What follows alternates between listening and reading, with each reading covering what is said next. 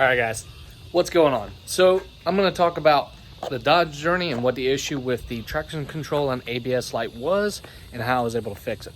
So stay tuned. So this is the 2017 Dodge Journey 2.4. It's a standard base model, nothing fancy. And about a month ago, we got a check engine light. I mean, not check engine light, but an ABS and traction control sensor light.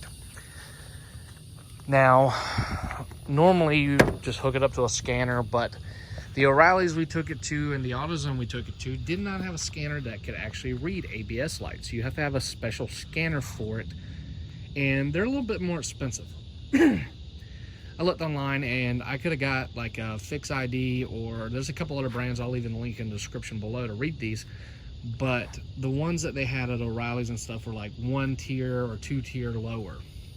Now, Harbor Freight does sell a scanner, but the one that is required to scan ABS is $2.99.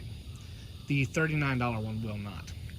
So I went on Amazon and eBay and I purchased 4 new ABS sensors because that's the cheapest route to go. You can buy the sensors from the dealership about $100 a piece. I didn't feel comfortable spending $100 a piece on those sensors when I didn't know for a fact that was the problem. There's a valve pump for the ABS sensor. I mean, for the ABS system. So there's a valve pump right here. I'll open the hood in a second. Sorry, guys. It's raining and it's a little humid out here, so got like a frog in my throat. All right. So I bought 4 new sensors. I started by replacing the front 2.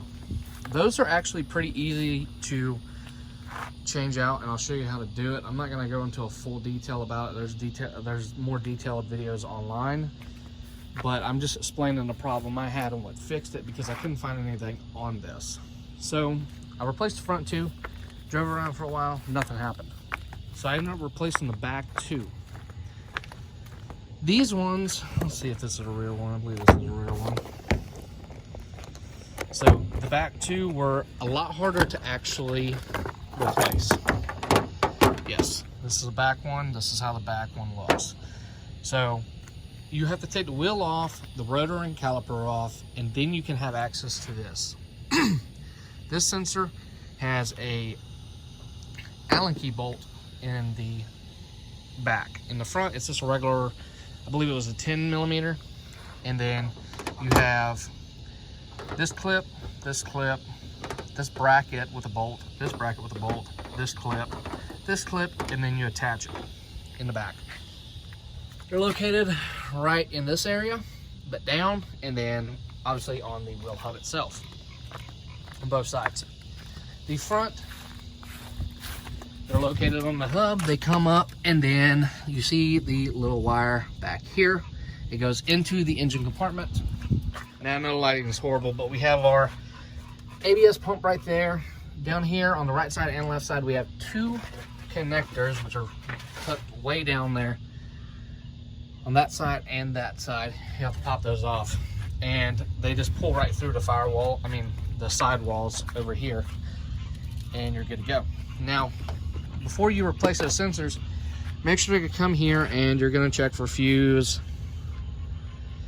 ABS valves 25, which is F173, and then you're going to check for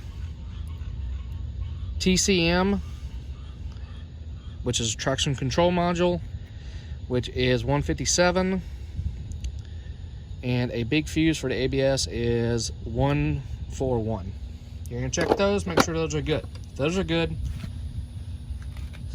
I suggest switching the sensors. You have a traction control module under the middle of the dash that you can get to by removing the carpet and going back there and pulling it out, but it's a pain. It's like $100 used. The ABS valve system is about $100 to $150 used. You can obviously find them cheaper, or you can buy them new. But I went ahead and replaced the front 2. That didn't work. Then I replaced the back 2, and it didn't work. And I was like, what in the hell is going on? So I contacted my buddy, and he said, I need to reset the code. Well, I didn't have the scanner to reset it, so I was like, how do I reset it? And he goes, well, there's 2 ways to do it. You can drive it around for a certain amount of miles. He's like, I don't know what the Dodge will be, but he said probably after a week, they'll go away. So It's like, what about the battery? He's like, you can remove the battery, but you have to leave it removed for several hours due to the fact that these Dodges, they save the memory for some reason. Somehow, I don't know. There's no secondary battery. But until a complete system is drained, they're going to save the memory of even the radio. That's for whenever you do a battery change or anything like that. So I removed the battery, left it for 30 minutes. Code was still there. I was like, you know what?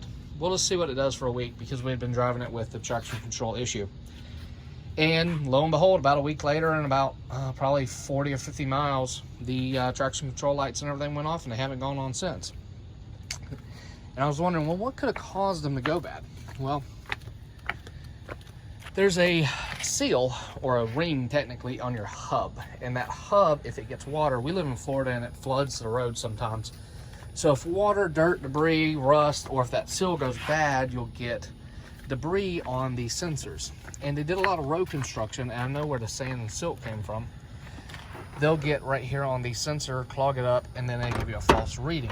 If it doesn't get a reading to the computer, then the code's gonna pop up. You're gonna have traction control issues, and you're gonna have loss of power.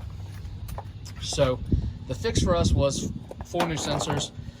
I actually ordered 6 because I didn't know when I ordered one of them. Be aware of this. One of them said passenger rear, and then it said plus bracket, but it was abbreviated. For some reason I thought it said both the different ones. So I went ahead and ordered 2 of them thinking it was right and left, not paying attention. But I've got 2 extra sensors I've got to send back now.